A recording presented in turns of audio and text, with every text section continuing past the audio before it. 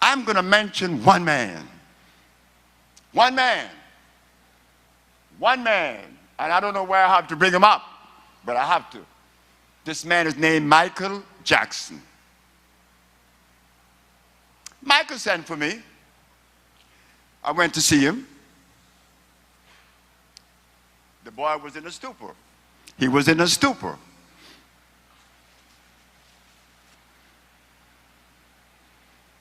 What you want me to do? Because, you know, I am the herbalist. I'm the voodoo doctor. I'm not nobody. He have seen all the millionaire doctors that he paid millions to. I'm the herbalist. Who am I?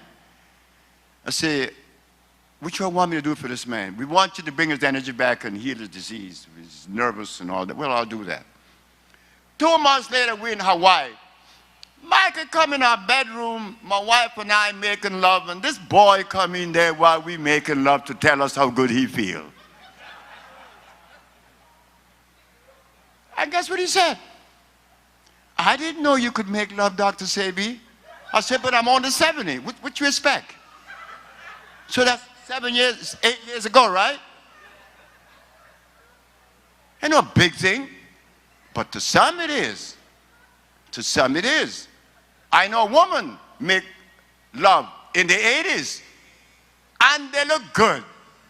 But all that depends on your diet. So Michael Jackson saw this recovery.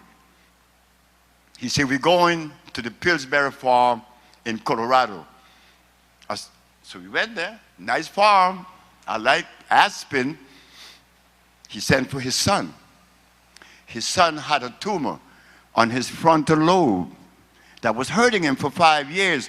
Omar, his only biological son, came from Norway to Aspen. Michael said, I want you to treat my son. I just came back from Guinea, and I brought an herb known as Sia. I put the herb in a bag, and I told the boy to inhale, and the boy sneezed 52 times. On the 53rd, the tumor came out at the door, right when he was going out the door. When Michael saw that, Michael then moved us to Orlando. And who did he call? Helga. Who is Helga?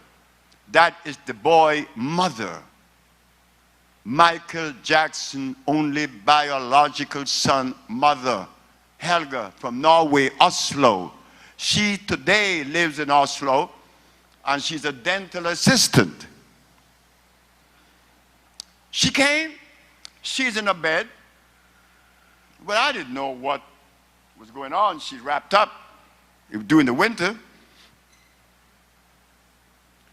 So I gave her the compounds. Went back next day, and I'm going to look stupid. I swear I do stupid things sometimes. I go back upstairs to see how the lady is doing that was wrapped up from her head to her foot.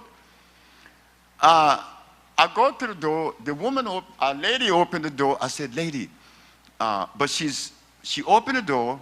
Oh, the door was open. She's sitting on the bed. Right. I said, lady, where is the lady that I gave the compounds to last night? She said, what lady? I'm the lady. Oh. I said, how you feeling? She said, I'm feeling good. 4 days later, Michael Jackson and my wife and I, and some other folks are talking in the courtyard in Orlando. Hey, come, Michael. Sebi, Sebi, Sebi. Helga is walking. Helga is walking. My wife looked at me and said, what's wrong with Michael? I don't know. Helga's walking. So, that's something normal. He said, no. She wasn't walking for 5 years. She came in a wheelchair from Norway. And then Helga came and hugged me with tears coming down my shoulders and saying, I had not seen my period in 5 years. It's down today. Wait. Michael Jackson saw himself, his son, and the son mother. One more. His secretary, Grace Rwanda. She had lupus for 9 years and pain for 9 years. She took the compound. 2 days later, no more pain and she was sleeping. 2 months later, no more lupus. Wait, one more. Michael saw a man that worked at the Pillsbury farm in Aspen, Colorado, knelt in front of Michael and said, I thank you, Michael. I thank you for coming to Aspen. We were in the dining room. Michael said, why are you kneeling in front of me telling me this? Because you brought Dr. Sebi.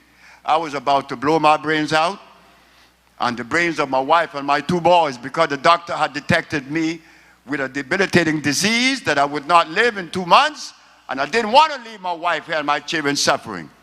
But after Dr. Sebi gave me these compounds, I knew I'm not going to die.